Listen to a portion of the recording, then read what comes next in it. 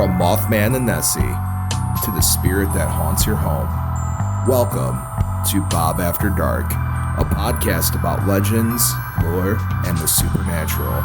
So turn your lights down and your volume up and enjoy your trip to the shadows.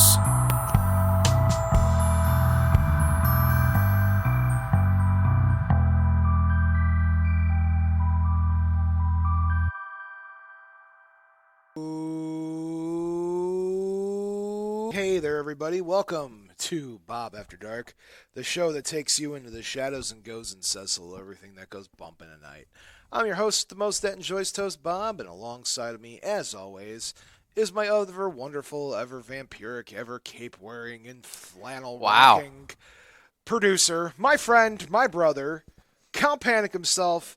Oh, hey there, Count Panic. Oh, hey, Bob. And I'm just getting a glimpse of me on the camera now here. You look great. The flannel. Well, thank you, Bob. But the flannel with the cape, it actually looks pretty cool. I didn't know how it was going to work. The Midwest Vampire. Midwestern Vampire. The Midwestern Vampire. I am a scarecrow. I think that's the new persona for you. Yes. They call it the Midwestern Chic, I believe is what they call it. I believe so, yes.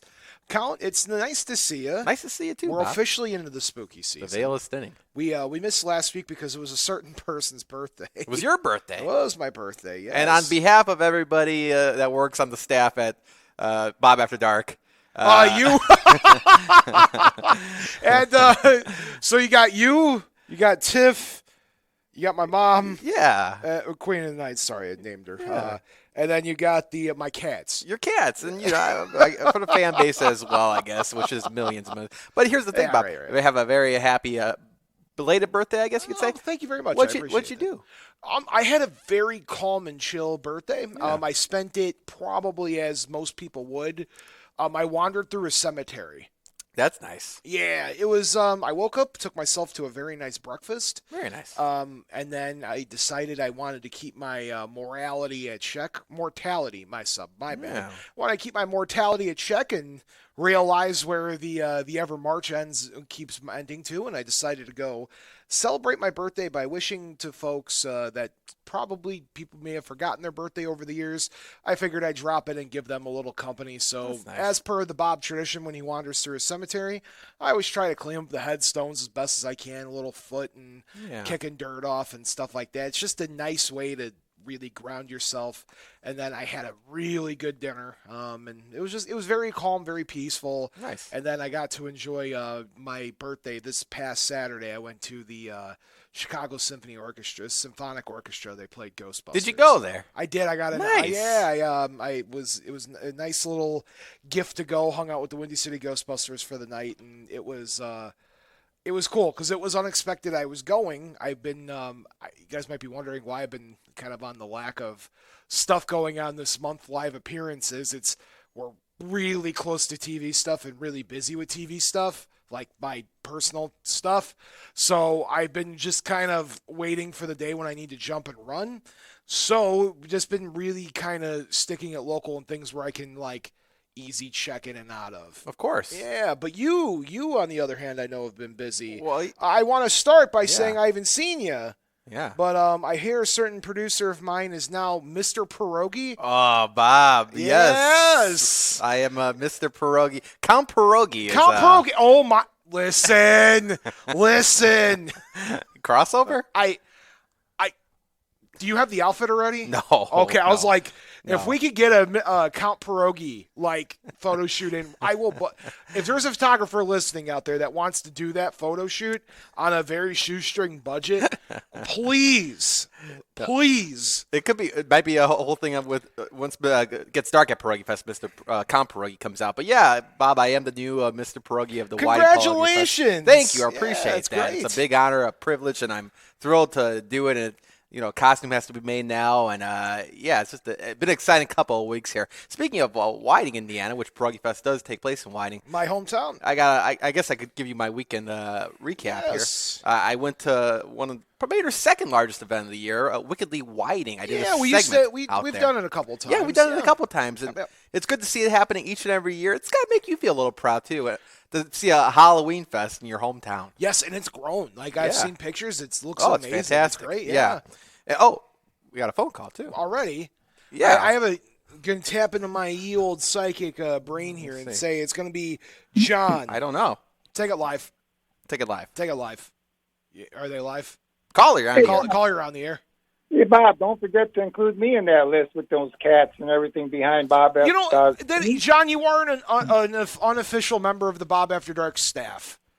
You are like my unofficial co-host these days. Yeah, I appreciate that. Hey, I really enjoy your show, and you know what?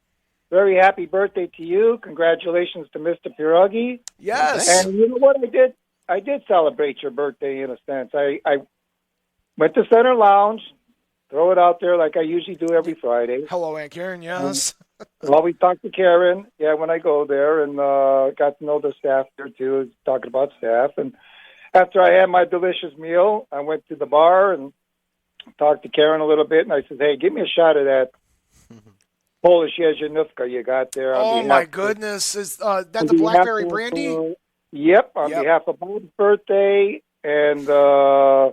Pierogi, Mr. Pierogi there. And yeah. I didn't down it, but I enjoyed a few sips of it and finished it off. And so I did celebrate your birthday and the fact that Mr. Pierogi is new on the scene. So I didn't forget you guys. Well, thank you.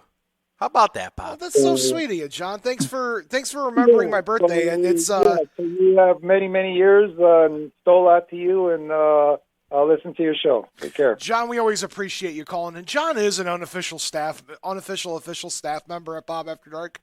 If you're my producer, that is like my unofficial. Do we have another caller? No, I'm just. I was like, geez, we had two.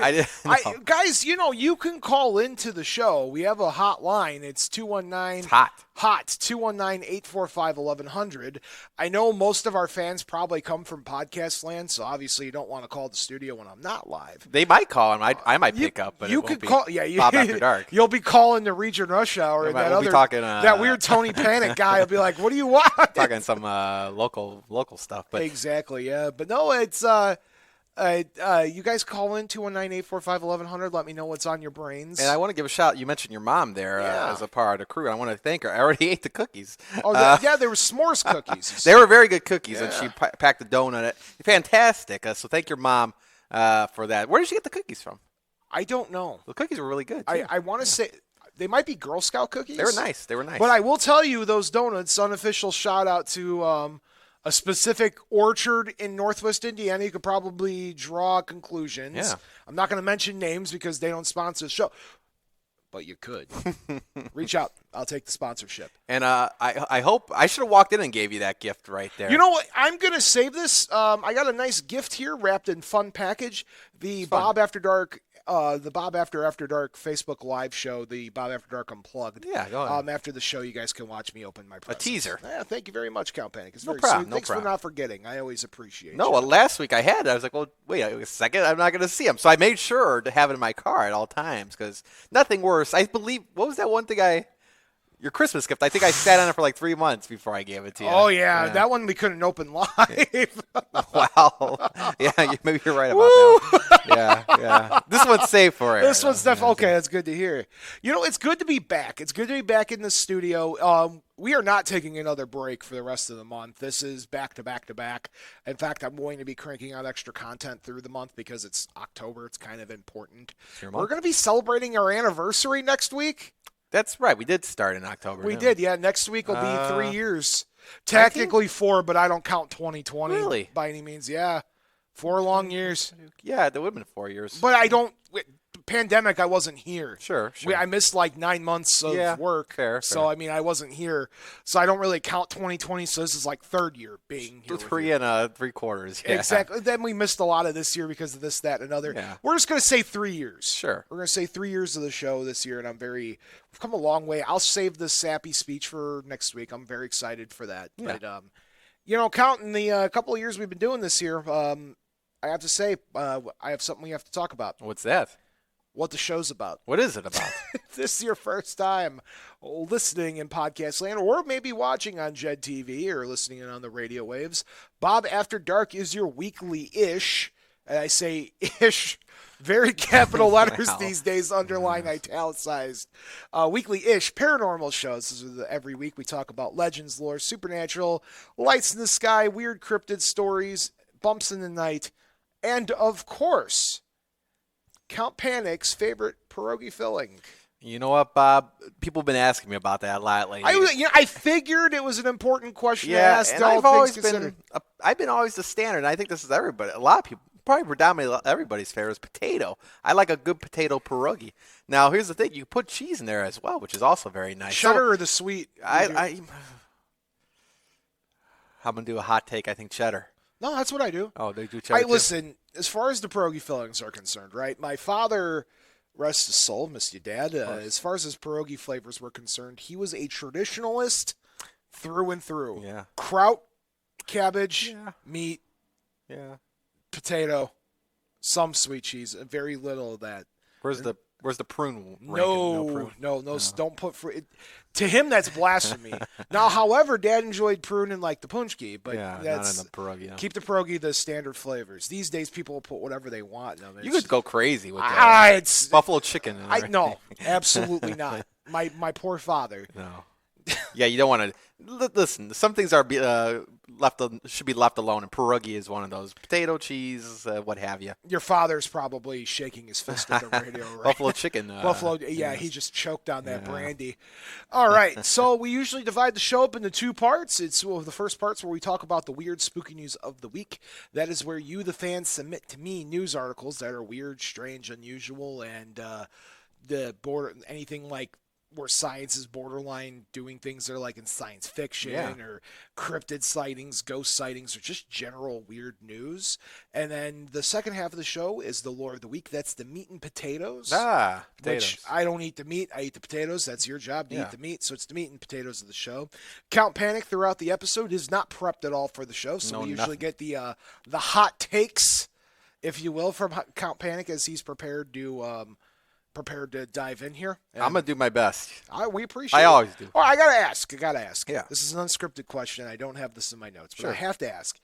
If there is like three things you've retained over the years that we've been doing this, if there's three stories that stand out to you or three things I've taught you, what are the three things? I know how stories. There's plenty of stories. Sure. Well, you got the walking pants. Yes. What are they called? The Snitch Walker. The Snitch Walker. Or the Fresno Nightcrawler. I got, Nightcrawler. if Displays is listening, thanks for that. Yule Cat, of course. You got to mention Yule Cat in there. And also the gourd, the man-eating gourd. Look at you. Well, how about that? And I could go on. Johnny Absolutely. Appleseed and everything. Oh, That's a deep cut. You did an episode on Johnny Appleseed. I did it. That's an old episode that I hope nobody ever digs up. There's got to be a best. I woke up 10 I'm like, episodes. you know what? We should do a Johnny Appleseed episode. Oh, my God. All right. This is the season for the gourd-eating pumpkin, I think. This is the season for the Johnny Or Appleseed. gourd-eating. What's it called? The gourd-eating. The man-eating gourd. The man-eating gourd. The man-eating Yeah. gourd. And then there was a double-part episode where we talked about the West Virginia vegetable man. Yes. That's a shout-out to a previous episode. I think it's just from a few back, so go listen to that. But let's dive right into the weird, spooky news of the week. And our first story comes to us from, can you guess? I'm going to guess our good friend. Our good pal, Tim Banal, with Coast to Coast AM. I just want to start off by saying, according to this article, I'm going to say something very controversial. You are? But it's not my take. Oh. It's the article's take. Okay. Sasquatch isn't real. Whoa, Bob. I hope my mom's not listening right now. Wildlife officials in Pennsylvania say that a series of official-looking Bigfoot warning signs that appeared throughout the state's parks this summer are actually fake, and that, in fact, the famed cryptid does not actually exist at all. According to a local media report, the Department of Conservation and Natural Resources, this DCNR, were forced to issue the strangest statement in a response to a prankster who has spent the past several weeks plastering various wooded locations with faux bulletin bearing the department's letterhead. Anonymous announcements indicated that due to an encounter in the area of a creature resembling Bigfoot, they were advising park visitors to exercise caution during their stay to avoid Sasquatch if they see it. After what one assumes were a number of inquiries concerning the weird weird word of warning. A spokesperson from the DCNR finally acknowledged the curious campaign this week, stressing that signs were not the work of the department. Wesley Robertson laminated that we have seen them at the parks for months, and they are removed when they are reported or found by staff because they are not authorized. No doubt fed up with the effort that has been put forth by the prankster. The spokesperson went on seemingly take on ire on the poor Sasquatch, declaring that Bigfoot isn't real, which may be the oddest official statement to come out of a government agency in quite some time. Now I'm going to pass it to you for your panic state. Yeah. But real quick, and this is I want you to simmer on this. I want you to understand that the DCNR is a federal federal organization. It's not like, park rangers are just some people that they hire. No, these are like federal officers and like federal employees. Yeah. So what they say is technically a government statement. Mm-hmm. So I'm going to pass it on to you, Count Panic. Right. Hashtag Panic State. Well, they said there's no way that Bigfoot or Sasquatch could be possible. But wouldn't that be something you would a government entity would try to say to you to throw you off your tracks? I mean, they're saying this to kind of saying, oh, hey, everybody, it's not real. Back away now.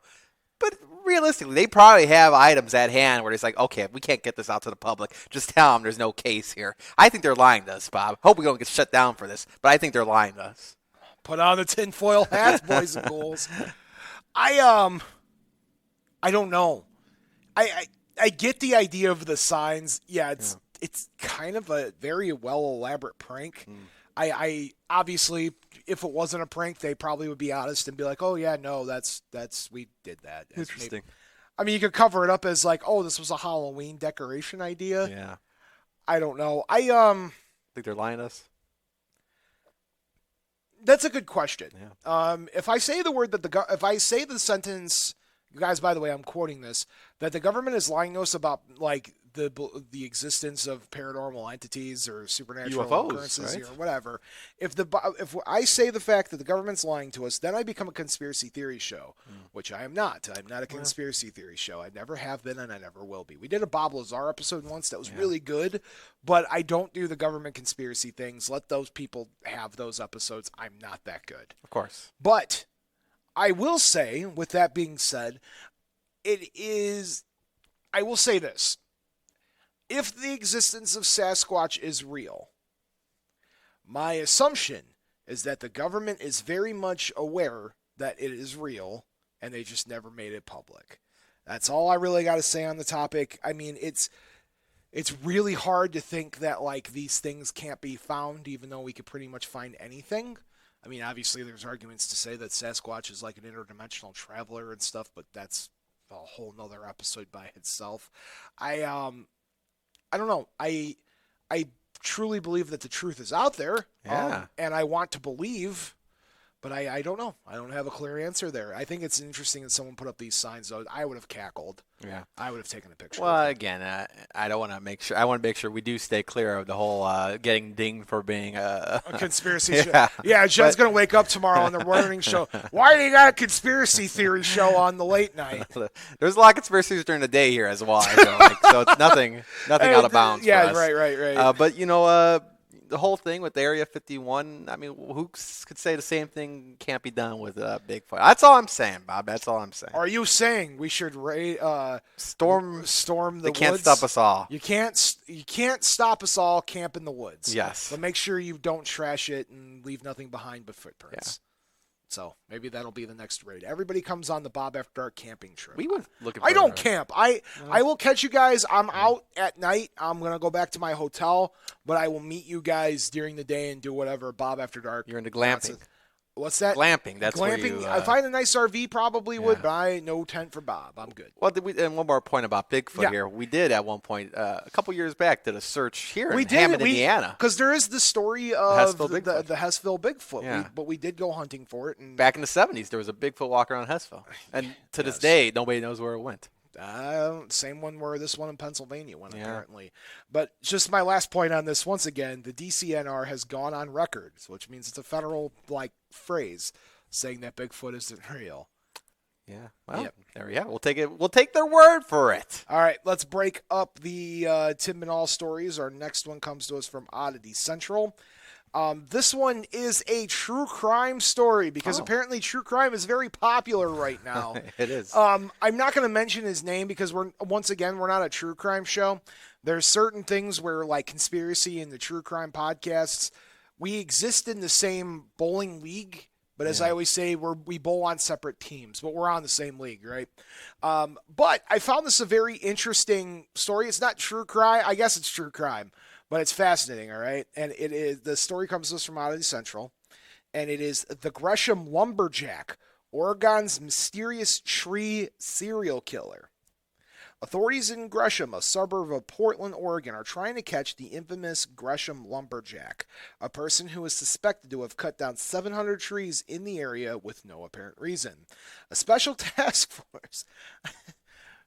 Well, why not? A special task force put together by... Put together by Gresham Police and the Parks and Recreations have been scouring thousands of photos of forest in Gresham, looking for clues that could help them identify and finally catch the Gresham Lumberjack. The elusive tree serial killer has been felling trees for over a year now, and it seems to be getting bolder. Unfortunately, so far, all they know is that the culprit seems to prefer trees along a segment of trail between the 7th Street Bridge and Towel Avenue, and cutting them down with a handsaw or a bow saw. We have found a lot of blades that have pierced actual wood itself, and saw the individual just has more blades on hand and just keeps cutting, Joe Walsh, the Gresham and PR manager, said.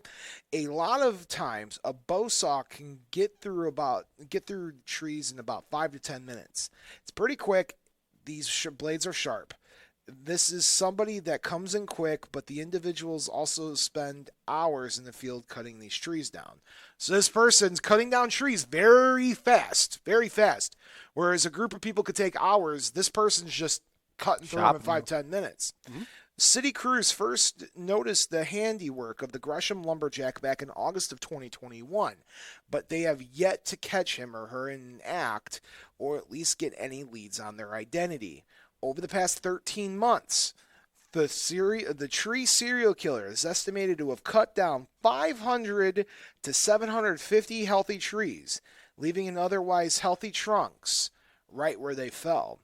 Gresham authorities have set up hidden cameras along the area that the mysterious lumberjack seems to prefer, but so far they have nothing to identify them. Stranger still is the fact that the culprit doesn't seem to have any motive. No wood has been taken, and the trees seem to be cut at random. Apart from the hundreds of destroyed trees, the Gresham Lumberjack is also responsible for destroying an untold number of shrubs and bushes, which equates to hundreds of thousands of dollars in damages. And despite the spotlight being on them in the media, the mysterious criminal appears to be getting bolder, cutting down bigger and healthier trees. I think it's horrible, one local man said. People are cutting down live, healthy trees, and we're trying to plant trees here to stop erosion, and unfortunately, somebody is just doing it for the fun, and it is terrible. Hashtag panic steak. Well, that's the thing, Bob. They said for no apparent reason, which was kind of strange. But what they're doing in this amount of time, it's unhuman. Not unhumane. Oh, and this is where where the Bob After Dark line gets drawn, because here we are in Pennsylvania with the first story saying Sasquatch isn't real, and here we are in Oregon where we're cutting down trees at lightning fast speeds. So it's got to be. And they can't catch the culprit. Wait Sasquatch migrated from Pennsylvania to Portland. You're welcome. That's a hot take. Did you just come up with the now? That's a Bob After Dark exclusive. Yeah, but did you draw the lines there together just now, or were you thinking about that all day? Well, God, I've been thinking about it. You've been thinking about it? Killing the illusion here. Well, that's amazing though, because that's exactly right. Let me show you my my hypothetical board with the red string, and I'm tying thumbtacks around it. That is interesting, Bob. You're cutting down a tree in 5 to 10 minutes that some people take hours to do. Yeah. That's crazy. Yeah, it's unhuman. No, it's strange, which is why I talked about it. You can't catch this person that's chopping down 700 trees. That's a lot of trees. How have you not caught this person yet? One. All right, you follow me so follow far? you. You have not even an evidence, a photo, or anything to tell me who's cutting down these trees. Exactly. The newspapers got involved to name this thing, the Gresham Lumberjack, which, by the way, if somebody makes like a patch or something that says like, who's the Gresham Lumberjack, let me know. I will rock that thing with pride. Yes. I'm not saying what they're doing is correct, because no, you shouldn't be chopping down trees unless you like need firewood or need shelter or something, right? Or the tree is diseased. There's reasons for that, but if it's, I don't know, it's very strange. Unless there's like a corporate conspiracy, I guess, where they're trying to cut down trees in that one area to build something, but then I sound like a 90s family movie. Wow. Where like Sasquatch is going to like chain himself to a tree, and that's how we discover that he's real. They might have made that movie. I'm not sure. I'm making that up as I go. Yeah. I think there was a plot for Harry and the Hendersons, wasn't it? I don't know. Was that a conservation movie, or I was that just like fun fact? I don't think I've ever seen Harry and the Hendersons. I remember when I was a kid. I've never seen it. I might have. I don't remember. Probably made a couple of it. But Bob, you might be right here. I mean, this is you gotta chalk this up to something supernatural, something cryptid, and I think Bigfoot is just your guy. We have fans in Portland. I know that for a fact because I see the geographic locations of where you're listening. I am watching, by the way. Portland people, reach out to me. I'm curious to hear what your take is, and is this common? Have you guys ever had these weird problems before? What's going on in Portland, Oregon, folks? All right, let's talk about our last news story of the evening, which is eyebrows raised after 433 people win lottery game in Philippines. What? 433 people win same lottery game. That's a lot, all right? Tim Banal writes this from Coast to Coast. Authorities in the Philippines are calling for an investigation after a staggering 433 people all somehow managed to pick the winning numbers on the same lottery game. The weird turn of events reportedly occurred this past Saturday when the Philippines Charity Sweepstakes Office, the PCSO, held their grand lotto with an expected prize amount of $4 million. Stunningly, when the winning numbers of 9, 18, 27, 36, 45, and 54 were drawn, it was determined that they were a whopping 433 people who had each number correctly chosen them. As one might imagine, the shocking result raised suspicions throughout the Philippines that the game was not on the level. As explained on Twitter by math physician Dr. Guido David, the odds of 433 people all picking the same winning 9 numbers is jaw-dropping. 1 out of 1 followed by 1,224 zeros. So whatever that number is. That seemingly impossible outcome has led some officials in the Philippines to determine a probe in the Saturday's lottery game, with one politician dubbed strange and unusual. For their part, the PCSO insists that the entire process surrounding the drawing was overseen by various observers who can attest that there were no shenanigans involved, and it issued a statement which read in part, Lottery is a game of choice. Nothing is definite, and it is uncontrollable. As for the 433 winners, they're going to be taking home a whopping $9,000 from the $4 million prize, which still isn't nothing to shake a stick at. No. Hashtag panic steak. Well, Bob, this sounds like something that might be supernatural as well. Are we sure that Bigfoot is not involved with this story, too? At some point in time. The Bigfoot doing the lottery, yeah, working the numbers there. What do you call it? No, you're not spinning balls. That's bingo. What's lottery on TV? Lottery, they used to ping pong balls too, but it's like air compressed. It's right? air compressed. But yeah, if Bigfoot's involved with this, it could be a case too. They're all connected, these stories. That's just maybe I just want to say here. You think somebody rigged the system, right? You think somebody physically rigged the system, but what if it is just a coincidence? Okay, it could happen, I guess. All right, in my brain, I'm trying to play the skeptic here, right? Yeah. And it's like, oh yeah, it's totally rigged. How do you put, even if it's what, 4 or 5 numbers that I said that's on there, right? 9, 18, 27, 36, which is also multiples of 9, by the way, which is, kind of strange in and of itself. In order to draw those numbers in order, you would have to put the same number in the tank. Yeah. And you'd have to call them through. I don't know. I don't see how it can be rigged. The planning for it to be rigged would be astronomical, and only for $9,000, I don't think it's worth it. Yeah. I mean, they all walk home with something at the end of the day. But I don't know. Maybe it is just a coincidence. Maybe I'm looking too deep into this. Maybe it's just a coincidence. I don't know, Count. Yeah. I'm going with it. I'm going with it's definitely weird. It's weird. If it's not a coincidence, and it is a coincidence, I don't even know where to begin. There is definitely like some sort of apocalyptic like reason to madness there is what I'm getting at. Yeah. I digress. Ready to take a quick break? Yeah, sure. You sounded unsure there. Well, I didn't know if we wanted to do it for sure, but we could do it. We can take a quick break. Okay. For live fans, stick around. We'll be right back into our podcast fans. Stay tuned. You're about to be hearing words from a podcast that you should be listening to. Stay tuned.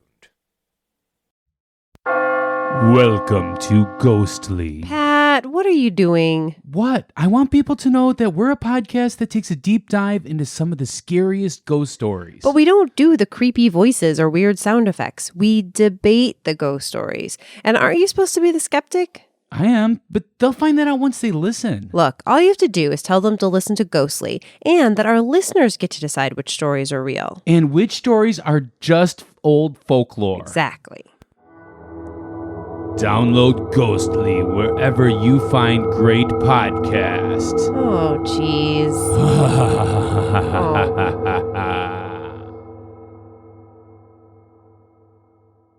And we're back. Wow. Was that your Owen Wilson impression? that was a warp speed. How was your break? Bob, I can't complain. It was pretty good. What'd you do? Bob, you're not going to believe it. What is it? I won the lottery. How much did you win? $9,000. Jeez. If I have to share it with a bunch of other people, that's $9,000. So each, at the end of the day, we get to take home 9,000 people won. I'll see a So buck. we get $1 each. So I won $1 in the lottery. I mean, you're going to go get a split apple pie from McDonald's? Is it Or still parfait? $1? I'm sure it's not. Or a parfait. God, McDonald's parfait is pretty good, though. Yeah, they were good. Anyway, I digress. What'd you do? You know, what I did, I had downed my favorite flannel, Yeah. and I have vowed that I'm going to Oregon to hunt down the Gresham Lumberjack. You're going down there? Up there. You're going up there? I'm going to Portland. Going to Portland. I'm going to get to the bottom of this lumberjack case. Somebody's got to do it, Bob. And if it's not going to be you, then who can it be? It's got to be you. It's got to be me. Yeah. I am totally the person to go hunt down this mysterious phantom lumberjack. Set them straight. Phantom lumberjack. I like that. The case of the phantom That lumberjack. could be a movie. I think we're on to something, Count. The Phantom Lumberjack. Yes. You know, our last episode we did. Let's do the most awkward transition in the entire universe. Let's look at transitioning to what our last episode was about. We talked about the Eagles Rave Ballroom in Milwaukee, Wisconsin. Yep. And it got me thinking, man, we got to come up with a theme for October. And I wanted to do, initially I had this idea for like comparing movies. It takes a lot more prep for that than like because usually for the show I get week to week, right? I don't work out a month of notes ahead of time. That's just not how that works. For something like that, Count and I are actually going to be on the same page for it. So we'll talk more about that. I'm going to theme our December around that. I think it'd be a lot of fun for us to do. But for October, it's just busy season. And I watch enough horror movies as it is, but I watch them in like fun. I don't want to research. So we'll do that for December. So this month we're doing, in honor of our anniversary and in honor of the spooky season, we're talking about haunted venues. Haunted venues? Haunted venues. Okay. Places that you could go see a show at. Not a movie theater, but a place where you can see a ghost and entertainment all at the same time. Really? So last week we talked about the Eagles Club in Milwaukee, and we talked about the different spirits that wander around there. That episode is out, by the way. You could go listen to wherever you listen to podcasts at. This week, we're going to be talking about a thing I learned on probably my favorite paranormal TV show of all time, When I Was a Boy. Okay. And it's actually probably the inspiration behind Bob After Dark as a whole. Okay. Unsolved Mysteries. Oh, Unsolved Mysteries, yeah. Unsolved Mysteries, you guys probably heard me talk about it on the show before, but I'll always bring it back for newer listeners. Unsolved Mysteries is what got me into the paranormal as a kid. I remember seeing like the Resurrection Mary episode and being like, oh, I'm from Chicago, right? And Yeah. you got a ghost here and it's on TV, and Richard Crowe was, talking about it on that episode. So you could skip the really scary, like reenacted true crime stuff or Robert Stack's voice and like the theme song. All that adds up. But once in a while, you would get like a ghost story or a cryptid story or a UFO sighting. And those were always like the most fascinating parts of Unsolved Mysteries. And in fact, I wish I could just go and edit out all the true crime stuff and just go watch the paranormal stuff like now. Because I catch myself when I do want to like watch it on streaming, I usually skim through the true crime stuff. I get that it was important for the time because they did solve a lot of cases that way. But I'm not in it for that. I'm watching the paranormal stuff. But there was something on there that recalled in my brain as I was working for the theming for this month. And that is, have you ever heard of the Comedy Store? Yeah. Where's that located at? L.A. L.A. Yep, I heard It's it. a comedy club. Yeah. That is supposedly very haunted. Okay. So a good place to start is the beginning. Okay. I'm going to be reading a lot from the Unsolved Mysteries Wiki where they talk about the show there. Nice. And there happened to be a very famous paranormal investigator who went there and did an episode there. Can you take a guess who did it? I'm sure another good friend, right? Yeah, good old pal of ours, Zach Baggins Yeah, himself. how about Yeah, that? Zach was there. Yeah. You can watch that episode if course. that's your cup of tea. Yeah. Let's move on. Go for it. All right, let's talk about the history of the Comedy Store before we Sure. dive into the paranormal and whatnot. Comedy Store was opened in April 1972 by comedians Sammy Shore and Rudy DeLuca. The building was formerly home of Club Seaville in 1935 and later Cairo's in 1940 to 1957, a popular nightclub owned by William Wickerson, and later Cairo's Les Disques, a rock and roll venue where the Byrds were discovered in How 1964. about that? Legendary. And what you got to say, everything's got to turn. Yeah. When the venue was reopened as the Comedy Store in 1972, it included a 99, which is a very odd specific number, seat theater as a result of a divorce statement. Sammy Shore's ex-wife, Mitzi Shore, began operating the club in 1973, and she was able to buy the building in 1976. She immediately renovated and expanded the club to include 450-seat main room, which I think is way better than the 99. You got to get people in seats for the, for work, right? Yeah. In 1974, the comedy store hosted wedding receptions of newlyweds Liza Minnelli and Jack Haley Jr. I'm assuming you know who Liza Minnelli is. Of course, yeah. Okay, Famous. Very Yes, the comedy club signage was covered for the evening by signs reading Kairos, denoting the venue's prior identity. The event was tended by dozens of Hollywood, people, including like Elizabeth Taylor, Sammy Davis Jr., Cher, and the list goes on. It was one of the first real big Hollywood weddings that was like, glitzy and glamorous. These days we take it for granted, but the Liza Minnelli wedding once upon a time ago was like the big deal, and it was at this comedy club. You can catch the comedy club, like I did say, is on Western Boulevard in L.A., West Hollywood, I guess you can say. There has been a lot of comedians that come out of there because it's not only just a comedy club, but it's also a comedy school, just like you and I went to once upon a time ago. Of course, yeah. Alum of I.O. Yeah, I.O. Theater. And Second City Some on of my Second behalf. City, too, yeah. Second City and I.O. alums. This is just a place that you can go and harness your craft. Some of the most talented people came out of the comedy club and got their grinded their teeth there. Some names include Jay Leno, Louis Anderson, Tim Allen, Roseanne Barr, Dennis Miller, and Jim Carrey. A lot of famous people walking through those doors there. Also, finally, George Carlin. Oh, But there's the the biggest list one, goes on. Norm Macdonald, et cetera, et cetera. So those are just some of the names. If you can imagine the comedy club, what it is, it's a super amazing, cool looking comedy club. And there's even a docu-series about the Comedy Store that's you can watch on Showtime that I watched in preparation for this, which was really cool. I watched bits and pieces. So go check out a little bit about the Comedy Store. But I'm sure you're tired of hearing about the history of things. You ready to talk about the paranormal aspect. Well, Bob, you're mentioning all these great comedians, some that may have passed. I don't know if Yes. there's a connection here, but I'm interested. All right, so let's dive in. Excuse me. You know, over the decades, the played host to a lot of legendary comedians that didn't learn there, but performed. As I was mentioning before, we had Richard Pryor and Robin Williams, Chevy Chase, and Jerry Seinfeld. And over the years, all these comedians were able to deliver really good jokes, and it's like a place to be. If you're a comedian and you're moving your way up, you're going to stop through the Comedy Store. However, according to many employees, past and present, the club's hallowed halls are actually haunted.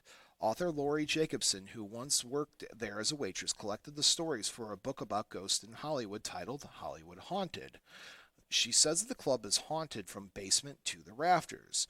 When she was working there, the waitress would have to set up the main showroom by putting tablecloths and ashtrays on every table. They would do this for about an hour before the customers were due to arrive. Lori says that on occasions, the waitresses would set up the room, leave for a moment, come back, and find that everything was put back. The tablecloths were refolded and stacked. The ashtrays would be stacked. Lori said that she and the other waitresses knew exactly what they were dealing with there, and that they knew that what was happening in those rooms. The tables were being set and unset and were being done by not goblins, but ghosts. Comedian Joey Gaynor has also had experiences in the club. He says what happened was not a figment of his imagination.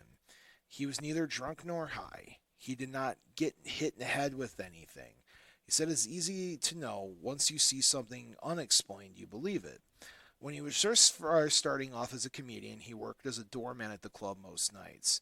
He was the last one to leave the building, typically throughout it, doing a walkthrough to make sure the doors were locked, or so he thought. About 3 a.m. one morning, Joey was alone in the club and began locking up. He went into the showroom and grabbed his coat. As he was walking to leave, he noticed 2 lit candles on a table. He blew them out and started walking towards the exit. When he turned just a few seconds later, he noticed that the candles were lit again. He went back to the table, blew them out again. He figured they were just still lit maybe a little bit when he blew them out, and after a second they reactivated. As he started walking down the stairs towards the exit, he felt the air just kind of get really cold, a microclimate, if you will.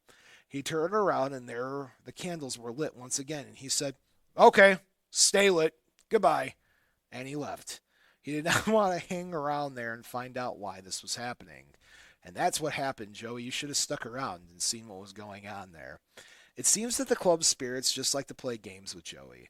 On another night, he went to shut off the lights in the building, which were located behind the stage.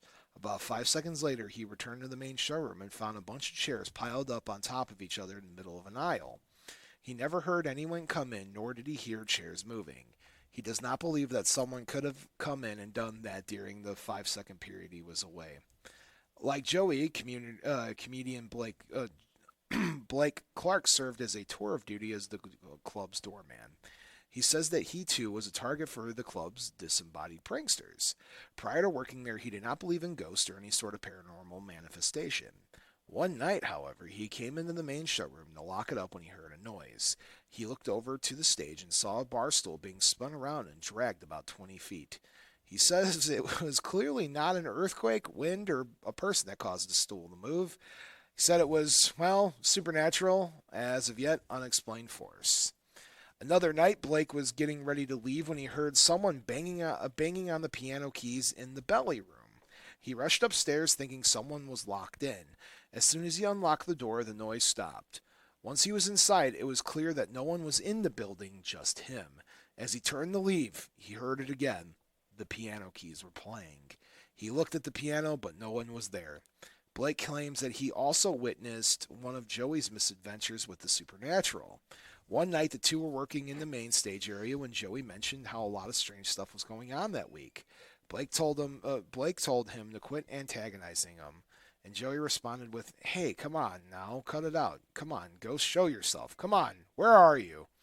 And just a moments later, an ashtray lifted up from a nearby table, floated several feet in the air, and was flung at Joey. Joey ducked, and the ashtray stuck at the wall behind him and shattered. Joey thought Blake threw the ashtray at him, but Blake told him that it came from another part of the room. He then realized that a ghost was the one who threw it at him. It seems the ghosts like to watch the shows and give opinions about them. One night, comedian Sam Kinison was performing on stage in the original showroom while Blake was closing up the main one. Blake says that Sam's routine continued. He heard voices in the room he was in. The voices got louder and louder and started chanting angrily, "It's him, it's him, it's him." The ghost then tried to dissuade Sam from performing. They were messing with the lights and it actually interfered with the sound system. When Sam challenged the ghosts to show themselves, all the lights went out, and ironically, Sam, who passed away in 1992, is now rumored to be one of the ghosts that haunt the club. Michael Becker, vice president of the Comedy Store and handler of their business affairs, says that always will be a skeptic of ghost stories because they come from comedians. It took him less than 5 minutes to turn into a believer. He says that the phantom he saw dropped by in broad daylight in the middle of a very important call, no less. As Michael was standing outside his office, he saw someone wearing what looked like a 1940s tweed jacket walk by him. And let me say I'm a little jealous of the 1940s tweed jacket. And the person walked right by him and into his office. He and his coworker, who were sitting across from him, went into the office. Lo and behold, nobody was there other than the other coworker, who was now using Michael's phone.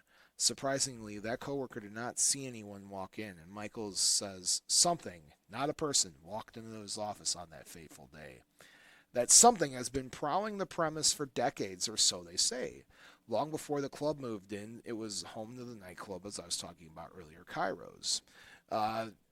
We talked a little bit about Kairos earlier. It was a really popular, like, swanky, flashy playground for movie stars during the 40s and 50s.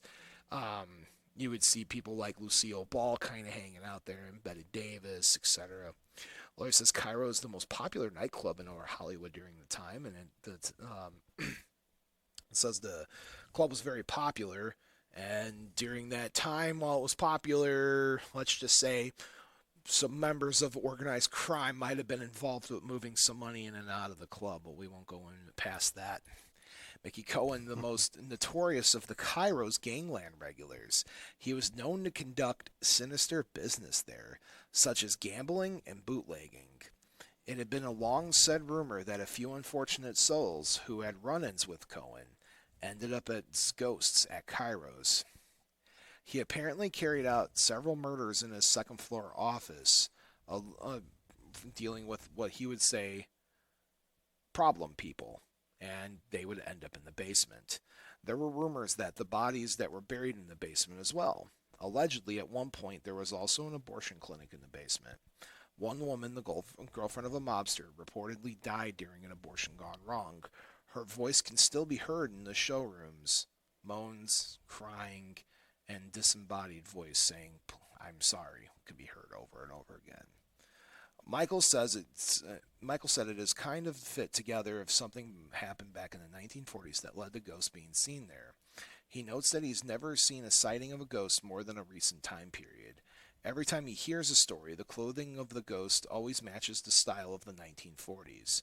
Another ghost from the period is known as Gus. He seems to act like a security guard in the main showroom. If his apparition is seen, he is wearing 1940s clothing and has been seen inspecting the crowd and keeping an eye on the stage before disappearing. Parapsychologist Barry Taft says that once you rule out all the logical explanations, such as a hoax, fraud, or other natural events, you are left with something that is totally unacceptable in terms in modern science. Modern science would have had a chance to explain what Blake was seeing that night. According to Blake, he and his coworker heard loud and sudden noises coming from the basement, so they headed in that direction. They noticed a padlock gate that led to the basement started bending out into the hallway, making a loud, cranking, metallic noise. It bent out and back several times. He says that as he was looking at it, he thought that something was like approaching the boundary of a physical possibility, that something could actually do that, bend a piece of metal that was padlocked together. It looked as if somebody was trapped and was trying to push on it in an attempt to get out. One afternoon, Blake had another experience at the club. He says that while he was playing a game in a room near the kitchen, He felt the presence watching him. Out of the corner of his eye, he saw a man which looked like he was dressed in a World War II brown leather bomb jacket. When he turned to talk to the man, he realized he could see right through him. The man then faded away right before his eyes. Later that same afternoon, the same ghost was seen on the third-floor office. The witness says that the man was crouching in a corner, terrified. Again, he faded away right before his eyes.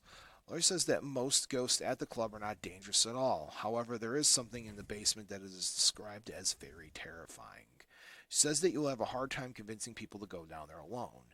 It was a challenge tailor-made for the parapsychologist that actually went down there and did an investigation for Blake and Joey.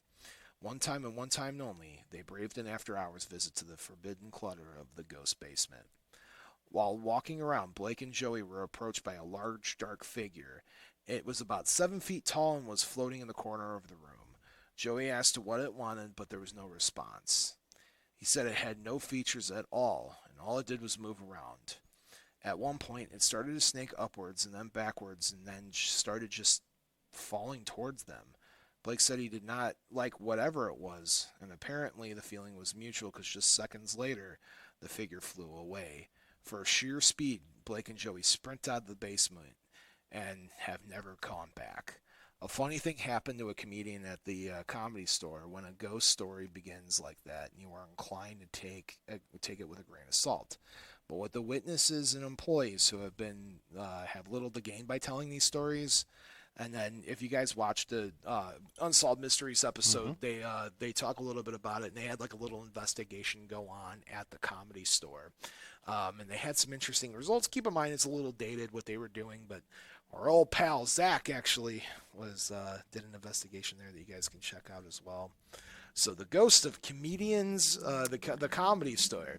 Yeah. Now I got some opinions, but I haven't heard you talking a little bit, so let's hear what you got to say. Well, Bob, it's interesting. It's the same entity, it seems like, each time, seen by a variety of folks here, which, a lot of times, maybe you don't get that. You don't get people saying the same thing.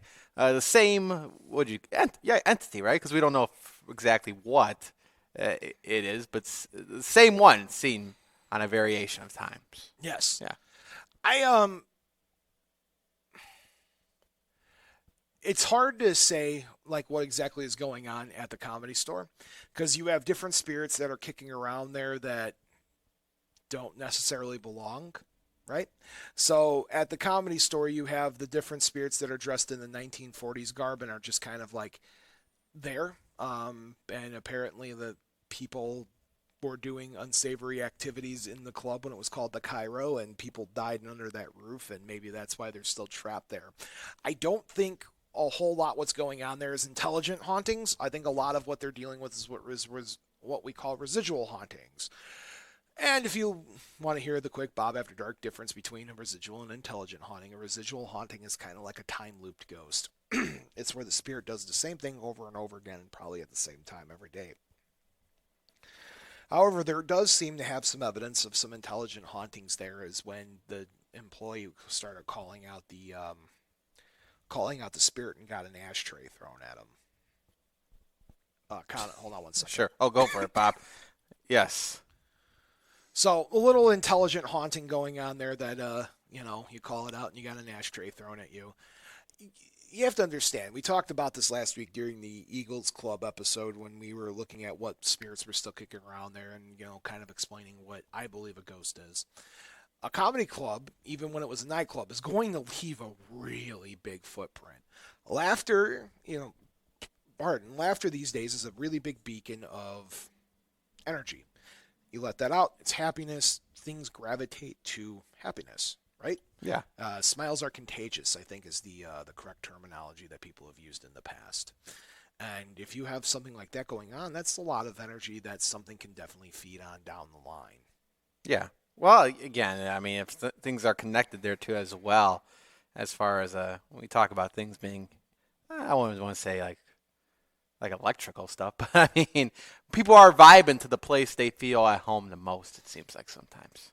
Yes, and it seems like whatever's kicking around here definitely liked their job at one point. Because we even have the bouncers and the hecklers, the phantom hecklers. Yes, phantom hecklers. What's worse than a regular heckler? A phantom heckler. Yes. So I don't know, man. I would like to say that the Comedy Store gains nothing by telling these stories. It really No, doesn't. It's no. not like people will not go to the Comedy Store. People will go there based on, the people that have performed there in the past or the people that were taught there in the past. And people will go there for shows, period. You don't need to tell a ghost story to drive people to an area. Yeah. And that's a big gripe of mine. And skeptics will say, well, they're telling that story to gain attention and get popularity. The Comedy Store don't need that. So what are you accomplishing by telling these stories unless they might honestly be true and these are occurrences happening? Yeah. And it's happened to different employees over time too. Look at the waitresses. Walk out of the room and all the tablecloths are folded up and you got chairs stacked. It's like, man, and that doesn't sound like it's malevolent. That thing just sounds like it's screwing with people. You know what I mean? Not in a bad way. It's just like, oh, haha, now you got to do it again. Yeah, no, for sure. Well, when you talk about the folks that kind of were in that building at the time, but the hecklers, spirits, you can't really stop them, can you? Regular heckler, a human heckler, you can, but you could definitely stop a human or a phantom heckler. Phantom heckler. Tell them to Do they throw phantom tomatoes at you? Oh no, they just throw chairs and ashtrays at you. Yeah, even worse. Yes, or they'll turn off the lights during your set. Yeah, it could be worse. Well, do you have any closing words for our audience tonight, Count Panic? Bob, it makes me want to go to a comedy show right now and investigate. But you did bring it up too before we close out here. You did bring it up. Some places, I was talking about this the other day with somebody. Some places, some venues, they'll embrace the fact that they have ghost stories. Yeah. I mean, but there's some places that say, well, you know what, we don't really like to talk about that. Let's talk talk about the historic aspect of it. Yep. We don't talk about lean into the paranormal side of it. But I guess why not embrace it if you got it? 100%. It's up to you, I guess. Listen, if I live in a place that has things I can't explain wandering around there now, and I take pride in that, you know what I mean? Yeah. But do you have a quip? Oh, the veil is thinning, and I guess very rapidly. Very rapidly, and I guess stay tuned for the Bob After Dark. Unwrapping my birthday present. The unwrapping of the birthday yes. present. And then, folks, this should be edited and out by the time Saturday rolls around. Yeah. Count Panic and I are going to be at the Vampire Ball. Vampire Ball. The Vampire Ball at the Rock Bottom Brewery in Chicago. Yeah. Yeah, we're going to be there. We'll be something. It's going to be a good time. So we don't know what it's going to entail. But, no, we'll be there. We'll be there. We'll be there. Come meet us. If you're over the age of 21, you come out and say hi. We'll be out there. Yeah. All right, Count Panic, thank you for being here again. Yeah, thank you, Bob. Thank you. Thank you for having. He's thinking about the Vampire Ball. I'm thinking about the Vampire Ball. Yeah. All right, folks, thanks for watching and listening to another episode of Bob After Dark. On behalf of me and Count Panic, we want to say good night. And to my mom, I just want to wish you sweet dreams. Dad, wherever you are in the universe, I hope you're safe, happy, and comfy. And to Tiff, no matter where you are in the world, I just want to wish you the sweetest dreams of them all. Good night, everybody, and remember the two most important rules of Bob After Dark are: not all who wander are lost, and as above, so below. Until next time.